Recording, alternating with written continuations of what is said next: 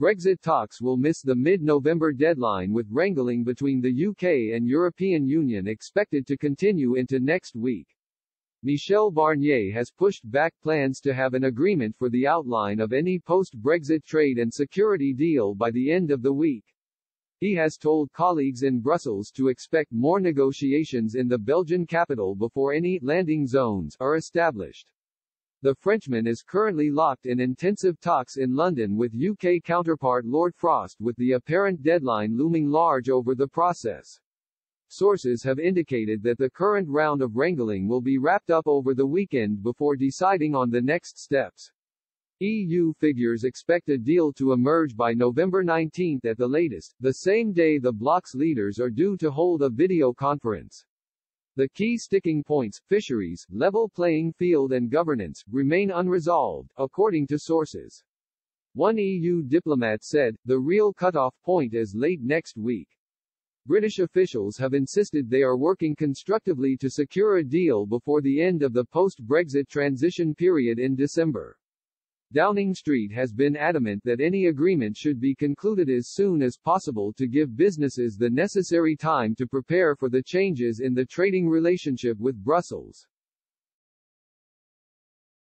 In a bid to pave the way for an agreement, Brussels negotiators have offered a series of concessions. Mr. Barnier said he would exempt police and judicial cooperation from any cross-retaliation measures in the trade and security deal. He also said the bloc would have to compromise on its demands for post-Brexit fishing rights in order to secure a future relationship pact with Britain. Number 10 has warned the EU it must be more realistic with its request for access to Britain's coastal waters after the end of the year. A government spokesman said, "Unfortunately, we haven't achieved as much as we'd hoped so far during this intensive process. We will only be able to make progress if the EU accepts the reality that the UK will have the right to control access to its waters at the end of this year." The EU also does not seem to have realized the scale of change in fishing rights they face if there is no agreement.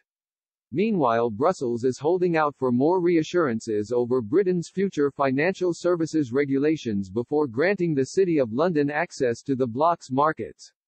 Bureaucrats have ignored Chancellor Rishi Sunak's offer to stabilise the environment for bankers and fund managers operating between the UK and EU.